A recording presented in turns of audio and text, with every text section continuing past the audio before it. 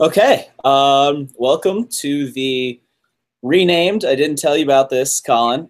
I renamed it the A Little Bit More Than 1 Minute podcast. All right. Thought that was a little clever. I'm Owen Condon. This is Colin Mick because he doesn't want us to share his full name yet, I guess. Yes, I don't know. I don't know. That's what you did at the beginning. But so last week, me and my boy Baca, after the Game 2 loss to the Royals, hopped on Google Hangouts and pretty much cried our hearts out. It was a tough series, and we're not here to talk about that. But we are going to try and make our reintroduce ourselves to the podcast scene. And it's my roommate. And we're back by popular demand. Not really, a little bit. But we're here anyway. I guess I want to say I'm the host, but I don't think anybody ever elected me host. I think you are host. I mean, I'm going to play host. Well, let me introduce you to Colin. He is our Yankees writer. But the last Yankees blog you wrote, I believe, was the free agency preview last season. Yeah, it was a good blog. It was a really good blog. It stood for, I guess, 365 days now. Yeah, it's a good. it's an all timer. It's an all timer, I guess. I'll jump back into it. Well, this is my formal introduction to the blog world. Exactly. All right. Well, I guess what we're gonna do this podcast is we're gonna do all the off-season stuff. So we're gonna start out, gonna hit the MLB off-season awards. Then we're gonna do a free agency preview for the Mets, the Yankees, and I guess a little overall. I'm gonna look forward to 2016, and we're gonna do a few little challenges or little games with Colin. So it's going to be fun. I actually think it's going to be fun. I prepared and everything. This is the most prepared. I said to Colin before the show, this is the most prepared I've ever been before a show. Who knows? I have a whole set and everything. I don't know. Look good, feel good. The Cubs hat on? Yeah, you got the Cubs hat on. Wait, hold on. But I got a Mets cup. Mets cup right here too. There we go. Drinking the same. This isn't whiskey. It's Arizona. It's Arnold Palmer. We have the same iced cup. Tea. Yeah, I think we probably got it at the same game. We went to a game together, right? It's just tap water. All right. Well, I was at the game. Anyway, no, let's not derail 2 minutes in. Let's get right into it. Off-season awards. Let's start out. NL MVP. 3 finalists were announced. It is Paul Goldschmidt from Arizona, Bryce Harper from the Nationals, and Joey Votto from the Reds. Colin, first impressions. Who's your pick? Goldschmidt. You like Goldschmidt too. I love Goldschmidt. Here. And he got the Yankees into the playoffs, I'm pretty sure. He already got them a home field advantage because he beat somebody with a home run. I love Paul Goldschmidt so much. I supported all season they were fake rumors, but all season I supported these fake rumors of a Harvey for Goldschmidt swap. Harvey plus Duda for, I guess, I don't know, Goldschmidt plus whatever to make it work. Paul Goldschmidt is maybe my favorite player in baseball. Really? Yeah, he's so efficient. He's been almost about to be the best player in baseball for 2 years. He came in second in MVP voting 2 years ago. Then he missed 60 games in 2014. But I have it here. In 2013, or 2013, he had 36 home runs and 125 RBIs. This year he batted .321, 33 home runs, 110 RBIs. The dude is a monster. In any other year, he would probably win. But what Bryce Harper did was just legendary. The only reason he's not winning, or not, the only reason he wouldn't win is because the Nationals got so much bad press this year. Yeah, I mean, Bryce Harper he's good, but I feel like they tend to give it to a guy who's sort of more of a leader. He doesn't seem like a leader. That Papelbon thing was messy.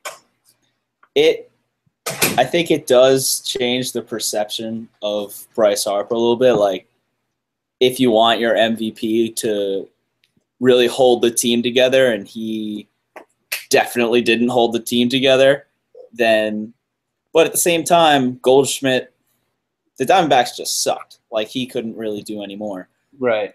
But that's where I was going to talk about the two snubs, I guess, for the finalists. And that is Yoenis Cespedes and Andrew McCutchen. I'll do my piece for Yoenis Cespedes. Obviously, he wasn't going to win, and that's why he's not a finalist. But I do believe he deserves to be in the top 3 of the voting because I believe he's one of the top 3 most valuable players in the National League. He didn't play the full season with the Mets, but what he did in 2 months was more valuable than any other player in the National League other than probably Bryce Harper or maybe Paul Goldschmidt. I don't know. That's my piece on Cespedes. McCutchen had a better season than Cespedes, and he did it all year. But he's almost getting like the treatment where because he's so good every year, he's not winning the MVP because he's not batting 400 now instead of 350. You got to control expectations. Exactly. He can't go out and hit 340 and 30 home runs one year because then the next year he won't win when he hits. Let's see, what did he hit this year? Like I have it right here. 292 with a 401 on base percentage. He hit 23 home runs. The dude, and Pittsburgh was arguably the 3rd best team in baseball in the regular season, and it's a regular season award. Baseball. What? In the hardest division in baseball. In the hardest division in baseball. Yeah, they were probably the 3rd, maybe the 3rd, arguably the 3rd best team in baseball.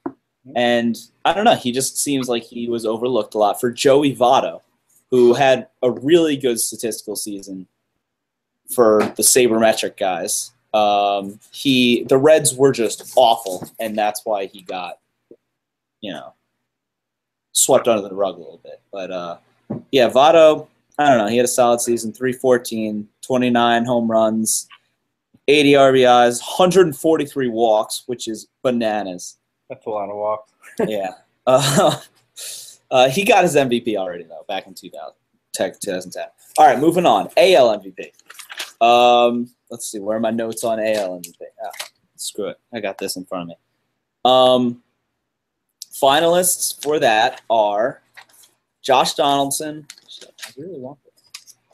Give me one sec. I'm going to stall. Here we go. Finalists. Josh Donaldson, Lorenzo Cain, and Mike Trout. Colin, immediate reaction, go. As much as it pains me to say this because I don't want to give him any sort of recognition, but it's got to be Donaldson. It has to be. He was too good. An MVP is someone every time they come to the plate, you know there's going to be a home run, and you know you're lucky if there's anything but a home run. And he's just one of those guys. He did a tremendous year. I think we saw the same thing in June with Steph Curry and LeBron James. Like, Mike Trout is, the consensus is he's the best player in baseball. And he's going to be the best player in baseball talent-wise every single year. But Josh Donaldson in 2015 was more of a threat than Mike Trout. And the Blue Jays had the best. They had the second best record in baseball. The Angels missed the playoffs.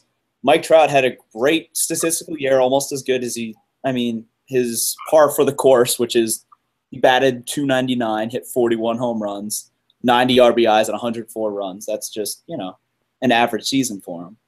But, yeah, Josh Donaldson, he was the most valuable player in the AL, and I don't see. And Lorenzo Cain just being on there, Lorenzo Cain is the guy at the Heisman ceremony who is just kind of there soaking it up because he knows he has no chance to win. Oh yeah, you never have a Heisman talk with three guys. It's always just a two-guy Heisman talk. I remember I went to a Heisman Trophy presentation where, wow, yeah, and back, I was 10 years old. I was really, I was representing 1 Minute Sports even back then. Were you a fan then? Were you a big fan of college football then? I was a big Notre Dame fan. I was still kind of a Notre Dame fan, but we all are. I loved Brady Quinn, but he was the guy who had zero chance at winning, and it was Troy Smith, I think. All right, I'm getting off topic. No, Troy Smith. Yeah, Troy Smith. I have a Brady Brown. When they announced Troy Smith, everybody in the place was just like, yeah. And I was like, what? All right, so back to AL MVP because we got off track again. We both agree Josh Donaldson, so we can move on. Let's go AL Cy Young. Tight race from the devil's advocate point of view. Sonny Gray, David Price, and Dallas Keuchel. They all three have different arguments for why they should be Cy Young. It's not like they just all measure up against each other. What do you think? I think this race is between Keuchel and Price. I think Gray isn't there yet, although he definitely deserves to be nominated. But I in the end, I think it's going to go to Keuchel. I think it has to. Keuchel was dominant all season long. He was just, he was undefeated at home. That's unbelievable. That does mean he has to do better on the road, but that's crazy. He was out there every day. How many did he pitch? Like 5 times in like 20 days to like end the season or something like that. Something crazy. The first game of the playoff. Yeah, on 3 days rest. Unfortunately. David Price was great all year, but the first 4 months he was pitching meaningless games because Detroit sucked. And the last 2 months, yeah, he was huge for the Blue Jays, but not as big as Keuchel was for Houston. No, not at all. And just Sonny Gray is one of my favorite pitchers in baseball too. I think he's right on the cusp, but the Oakland is just really bad, and so he's not going to get his run support, and he's going to be one of those pitchers, and then he's going to go to like San Francisco and win like 3 Cy Youngs. All right, NL Cy Young. Okay, that's gross. I'm sorry, I have to go to the shower. It's all right. We have no female viewers. That's weird. All right, let's try and rebound. NL Cy Young.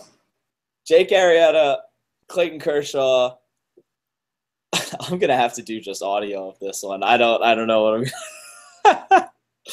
All right. Clayton Kershaw, Jake Arrieta, Zach Greinke. This one. Any other year, all 3 of these guys win a respective Cy Young. But this year, the field is just loaded. I got Greinke. You got Greinke. I feel like there was a little bit. Arrieta's like he's the hot name because he was so dominant down the stretch. People forget that streak where Greinke was at like 49 straight consecutive scoreless innings. Yeah. Arrieta did something similar. Mets end it? Yeah, Mets ended it on like a little infield. Yeah. Because that's how they used to score all their runs. They would lose 2-1 because their one run would be an infield grounder. But yeah, I think it's tough. Kershaw, I don't think is gonna be. I don't think he's gonna win. He had an unbelievable year. He had 301 strikeouts. That's unbelievable. But it comes down to, I think the ERA is a really sexy number, and Greinke's is 1.66. Arrieta's is 1.77. Arrieta had 22 wins. Greinke had, I think, something like 16. Yeah, 22 wins. Yeah. I mean, wins are a little bit, and then the advanced stats. I'm not going to read them off, but Arrieta has more of an advantage. I think people are going to pick Arrieta. Personally, I think it's Clayton Kershaw. I would take him over anybody else, but I would think Arrieta wins it. I think it's going to be him. Let's see. I don't think we have to go over any of the other awards. Do you? Rookie of the Year, Correa probably, and Chris Bryant. Who else in the NL? Probably Chris Bryant. That the Japanese player Chun. Okay. Kong. Kong, yeah. And let's see, Manager of the Year, our boy Terry. Really? I don't know. Do I think he's the Manager of the Year? No, because making manager moves, he's not the Manager of the Year. But the way he makes that, the way he keeps that team together, that's where he gets his money. But I think Joe Madden's gonna get it. I think they love Joe Madden. What do you Cubs is ridiculous this year. Nobody expected them to be as good as they were this year. No. Cubs, rocking the Cubs. Yeah, I'm rocking the Rangers for some reason. Yeah, they won tonight. Yeah, whatever. They're best team in the East. Maybe the best team in the NHL. All right, moving on. Now let's do free agency preview. Let's see. We didn't really do heads or tails for Mets or Yankees first. I'll let you start off. Do you have any guys who you have your eyes on? A few, yes. Hayward would be he's the probably biggest one. He's being floated around out there because, I mean, the Yankees need an outfielder. How would you feel about your boy Cespedes coming over the Bronx, though? Because that is speculated. I hate to say it, but I've really soured on Cespedes. And it's the bad taste that's left in my mouth from the World Series and the last 2 or 3 weeks. I don't know if the Mets need another guy on the team like Lucas Duda or these guys, or Travis d'Arnaud, these guys who get hot, really hot, and then they get really, really cold. I think the Mets do need a guy who's a little bit more consistent. I think, obviously, you go after Cespedes because he is a crazy talent, but you don't give him a huge sum of money. You don't give him $180 million. The Yankees can do that. The Mets can't do that. I know, Steve likes to say, oh, there's no salary cap in baseball. For the Mets, there's a salary cap. It's just the way it is. For the Mets, there's a salary cap. And so sometimes, I don't know, you have to settle for something less. That's something less. There's a couple options, I guess. You look at Dexter Fowler from Colorado, Colby Rasmus from Houston. Dexter Fowler's on the Cubs. What did I say? Colorado? Yeah. I remember when he was on. Oh, fuck. He was on Colorado. Yeah, he's on the Cubs. He was on the Cubs this year. Damn it! How did I? He played like 7 years in Colorado though. Yeah, Colby Rasmus. Then a guy who I like, a cheap option, Denard Span. Played like 50 games last year. You could take a cheap flyer on him. Him and Lagares would platoon in center field. I don't know. My choice, though, personally, is Colby Rasmus if they don't get Cespedes. I think Colby Rasmus is a power bat that is a little more consistent than Cespedes. I don't think he'll give you those crazy huge games, but I think he'll almost Murphy you over the course of a season where you'll look up and he'll be like, oh, how does he have 20 home runs and 70 RBIs? Yeah, he's good. I mean, he hit that home run against the Yankees in the wild card game. That left a sour taste in my mouth, but yeah, he's very good. He had a good year. He had a really good year. All right, so let's play our first game. I just made this up right now. I have here a list of somebody's top 40 free agents. I'll go and each 1 through 5 slot, you have to pick the one guy who you would want out of that slot. Sure. All right, so 1 through 5. Number 1, David Price. 2, Jason Hayward. 3, Zach Greinke. 4, Justin Upton. 5, Chris Davis. Money's no object. Which one of these guys do you want? Jason Hayward. He's the best long-term option, I think, on the free agent market. He gets on base a lot. He's not going to hit 25 home runs, but he's the most consistent bat. And the Yankees do not have a consistent bat. That was their problem the entire year. Was they could never be consistent. They'd get hot, but then they'd get cold, and usually the cold streak lasted longer than the hot streak. Yes, then did they get no? Then did they get in and out and up and down? Katy Perry song. I'm surprised you didn't say Price, because I think if the Yankees got – I mean, you were against Price at the deadline too. Yeah, I'm excited for Pineda, and I think Nova's going to be better next year. Severino. I want an entirely Dominican rotation for the Yankees. That's the ultimate dream. That's the only thing I want in life. No, it's great because that really sets up a rivalry between the Mets and the Yankees, because it really turns it into America versus the rest of the world, or just America versus the Dominican Republic. How else can we round that out? We got Nova, Severino, Pineda. Let's see. I'm looking up and down this. Let's see. You got Cueto. Where's he from? I think he's an American. Oh no, he is Dominican. He's Dominican. You can sign Cueto. Didn't he go back to the Dominican for his dad's funeral?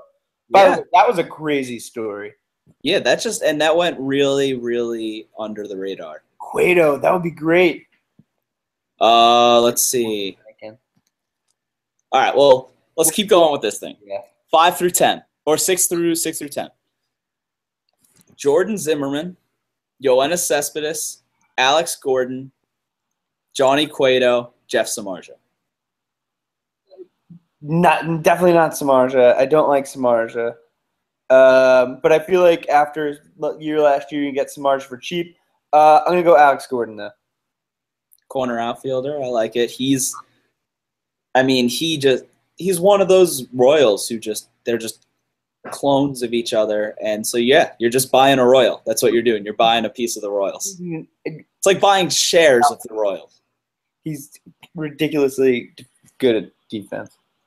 And I take Yoenis Cespedes out of those 5. Of course you do. 11 through 15. Ian Desmond, Matt Wieters, Mike Leake, Ben Zobrist, Daniel Murphy. Matt Wieters. Who's your catcher now, McCann? Yeah. Yeah, you can't wait to get him out. McCann's contract off the book. But they can't trade McCann. I feel like they won't, at least. Not Murphy? Who do you have at the Yankees are going to probably go Zobrist, but I don't want Murphy. I think everybody's going after Zobrist. I mean, Zobrist. Yeah, Yankees should have got him at the deadline and then just kept him. Everybody should have gotten him at the deadline. All right, 16 through 20. Giovanni Gallardo. Shit, I just went dark. The lights went out in your house. They did. My housemates turned off the power. They do that sometimes when they drink. I think they started drinking. So, all right, 16 through 20. Giovanni Gallardo, Wai-Yin Chen, Howie Kendrick, Dexter Fowler, Scott Kazmir. Wai-Yin Chen. Scott Kazmir, former Mets top prospect, got traded away for Victor Zambrano. Just LOL Mets. All right, and I guess we'll do because after these 5, it gets really okay. Hisashi Iwakuma from Mariners, Colby Rasmus, Denard Span, David Freese, Marco Estrada. Colby Rasmus. Okay. All right. Okay. So now we're going to look forward to 2016 pre-free agency. So not thinking about what moves the teams might make. Knowing the Cubs are probably going to go after a pitcher, the Mets are going to go after a hitter. So you know what they're probably going to go for, but you don't know who they're going to get. So right now, who would you put your money on to win the World Series next year? If you had $100,000, had to bet the house on it, bet the mortgage. The Cubs. You trust your Cubbies? Yeah, they're my adopted NL team, and they were right on the cusp last year. They were in the NLCS. They met a hard Mets team. They get Price. I'm speculating that they get Price. They're unstoppable. You get Right. Price, Arrieta, and Lester. That'd be crazy. That would be if they get a high-end pitcher like they got Lester last year. I think Lester's going to settle down in Chicago after that first year, especially if him and Arrieta, and they can make a big three that will rival the Mets' big three. Mets' big 3.5 with Mets. That's going to be great. I just don't know. Here, let's do this. And in front of me, I have the Vegas Insider odds to win the pennants next year and the World Series. So I'm going to go first through the National League pennant. Guess who each one is. Okay. Well, hold on. The favorite in the National League is at 7-2. Who is it? Cardinals. No. Really? No. Cardinals are 6th. 6th, really? Yep. I guess Hayward meant a lot to them. You want to guess another one? Yeah, the Cubs. Cubs are 2nd, 9-2. Number 1 is the Los Angeles Dodgers, Really? even though Zach Greinke's a free agent, and that they're going to have a new manager. Do they have a manager yet? I think Do they you know? do, but I don't know who it is. I forget at least. Yeah, Dodgers at 1, Chicago at 2, tied for 2 with 2 other teams. Who are those 2 other teams? Pirates. Pirates are 4th at 6-1. Are Mets one of them? The Mets are one of them. Oh, okay. I don't know. Who's the other one? The other one is the Nationals at 9-2. Oh, really? The Nationals are still a talented team. Scherzer threw 2 no-hitters this year, and people just I are. don't know if Yeah. Dusty Baker is the answer, though. But the manager really, I mean, as long as it's not Matt Williams, I mean, they're going to be. The Mets aren't going to roll through. The Mets aren't going to roll through the NL East next year. The Nationals are going to put up a fight. So I don't know if 9-2 for the pennant maybe. But all right, let's move to the AL. 9-2 to win the pennant. Who's in first? The Royals. Nope. Royals are 6th. Really? Yes. The Astros. Nope. Astros are 2nd. Tied for 2nd. Jeez. Blue Jays are number 1, 9-2. Ugh. 2nd place, Astros and one other team, 6-1. I don't know. The Texas Rangers. Really? That one surprised me a little bit. That one surprised me. Wings They are do have Cole Hamels back for next season for a full season. Prince Fielder was unbelievable this year. I mean, you got to expect that he's gonna do that. Maybe not the year he had this year, but definitely Prince Fielder's back. So I don't know, to win the pennant. The AL West isn't that. It's competitive, but it's not super strong. So I don't know. Number 4 at 8-1.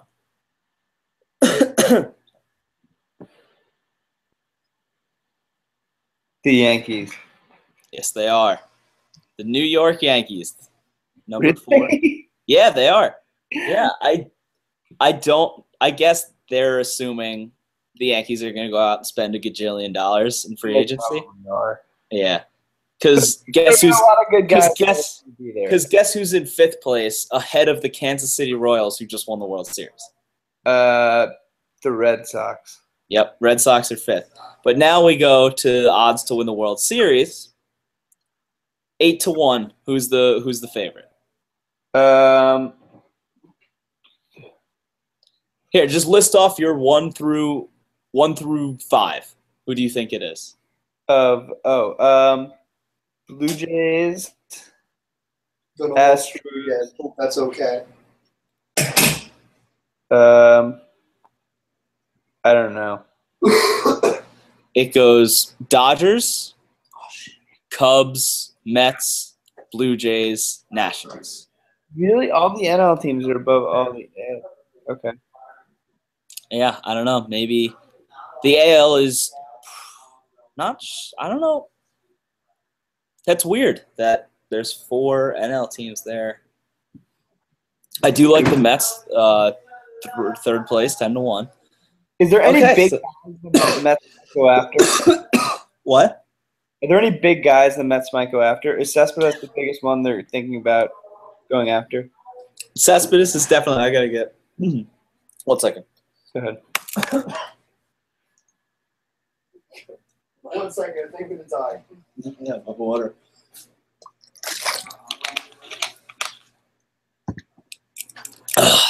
Sorry, I felt like I was choking there. All right. Yes, Cespedes is the biggest. I mean, there's no other huge contract out there. I said this in my blog. Just because the Mets can spend money doesn't mean they should just go blindly throw out a huge lump sum of money. Because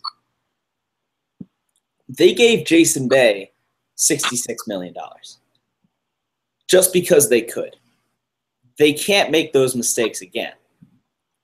They've got to be able to pick which free agents are going to work for them for the time frame that they're working on. So maybe Yoenis Cespedes doesn't work for them because 6 years from now he'll be 37 and he'll be making $27 million. Maybe the Mets would rather have Dexter Fowler for 3 years and $30 million so that when Brandon Nimmo comes up 2 years from now, he's ready to be the center fielder. So it's about not throwing money at a huge free agent, but building your team. You're gonna have to pay those pitchers. Harvey is first in 20. He's going to be a free agent, I think, after the 2017 season. We're going to have to pay him arbitration this year, probably, I think, about $6 million. Maybe $6 to $8 million. Then DeGrom becomes free agent eligible after the 2020 season, I believe. Matz is the 2021 season, or it's 21 and 22. And Syndergaard is 22. So they have these guys for a long, long time.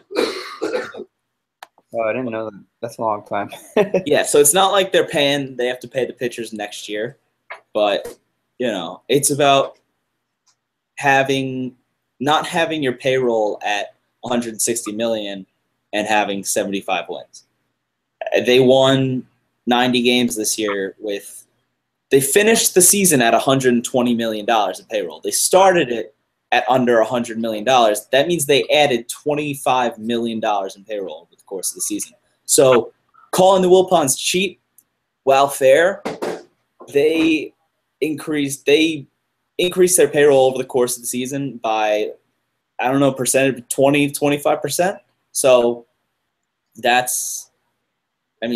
are willing to pay if the right product is on the field. So if the Mets are winning, the Wilpons will keep paying. But the Wilpons are very, very frugal like that. It's, what have you done for me lately? Not, I'm going to take a chance on you. The Madoff effect. Yeah, it's pretty much the Madoff effect. Before they were, I can't blame them for it. They lost hundreds of millions of dollars. I get really pissed if I lose like $20 on like a stupid bet. Like they got taken for like I don't even a ton of money, and a lot of people are suing them. So yeah, that's probably pretty bananas. Okay, so we looked past 2016, and now this has nothing to do with the current season, but the Hall of Fame ballots were just submitted for the 2016 Hall of Fame, and if I have this with me, I believe I have the official 2016 ballot. So I'm going to read you off the top. Oh, okay. So here are some of the notable names eligible this year. Ken Griffey Jr. He's in. He's in. Then after that, This is his first year in for Ken Griffey Jr. this is his first year eligible. You think he's one of those guys that gets in first ballot? Yeah, he's got to be. He's got to be first ballot. Yeah, I think so. What he did for baseball, yeah, I think he does. He was awesome. He was awesome. I mean, he's a power hitter, and you had speed, and he was a good fielder. 630 career home runs. If he didn't get injured like all the time, if he had taken steroids, he would have hit 850 home runs, no doubt. Maybe even 900.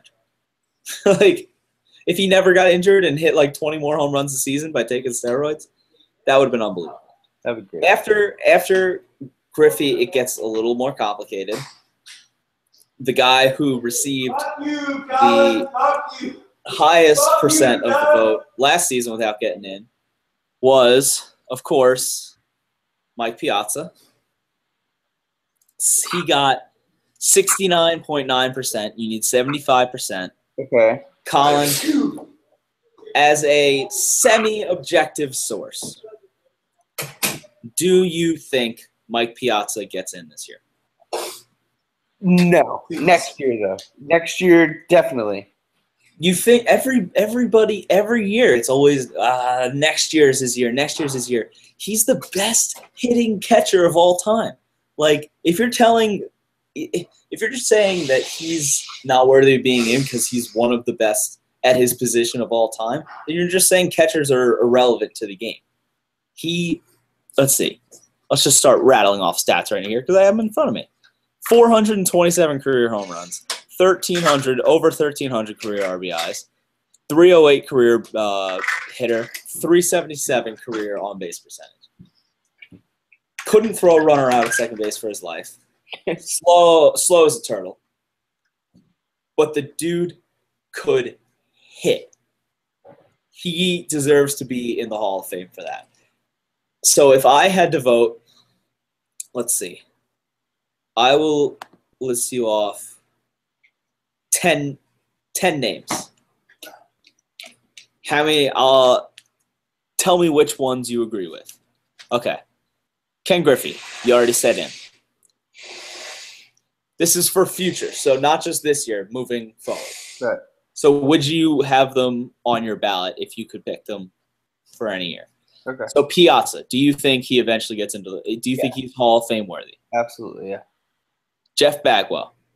Yes. Tim Raines, we never saw him play, so I don't really know if we can. Yeah, and I think that's like a big thing. Montreal really wants him to be in there, and he's not in there yet, so I figure there's a good reason he's not in there. So I don't know him, but I trust the process. Trevor Hoffman. Oh, absolutely. He second best closer of all time, I think. your boy number one. Another closer, Billy Wagner. No. Let's see. Let's keep going. Let's see. Steroids. Gary Sheffield. Did he do steroids? I think he had to. Maybe. He got 11% of the vote last year, so No. I don't know. Maybe he did steroids. Jeff Bagwell. You already said Jeff Bagwell. Did I? Yeah. Oh, yeah, because I changed the order. Okay. Larry Walker. I do not know who that is. I loved playing as Larry Walker in MVP Baseball 2003. So I have his stat. He put up some crazy stats in Colorado when they first were playing in the Mile High Stadium, and everybody was just putting up crazy numbers. One year he hit like 370. The dude, it was crazy. He had like a 5 or 6 year stretch where he was probably doing steroids. And yeah, he was hitting like 350 every year. Edgar Martinez. Yes. Isn't he like the best DH of all time? Yeah, something like that. Yeah. 312 career batting average. That's great. 309 career home runs. Jeff Kent. Did I say that too? No. I'm going to go yes with Jeff Kent. Mike Messina. Did he do steroids? God, I don't think so. He's one of my favorite Yankees of all time, though. And, yeah, I'm going to say yes. I love the guy to death. Nomar Garciaparra. I put these two next to each other on purpose. I think so, yeah. Because when it was him, A-Rod, and Jeter as, like, the 3 shortstops in baseball, that was so fun. And he, even being among them, speaks to how good he was. Kurt Schilling. No, absolutely not. I hate Kurt Schilling. I mean, his stats are unbelievable, but I don't think. Let's see. Anybody else who we might be missing? I have no idea who Lee Smith is. I don't know. Alan Trammell.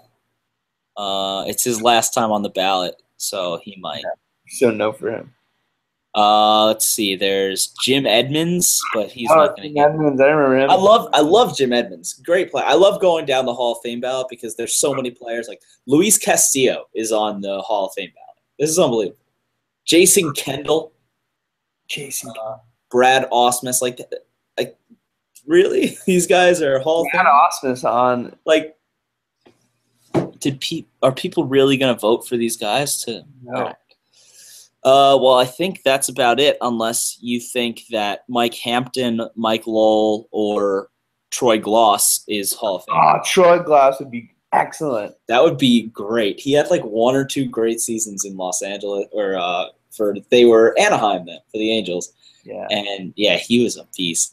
All right, so I guess we can wrap this up. It's been real. Can we talk about the Knicks for 1 second and how good Kristaps is?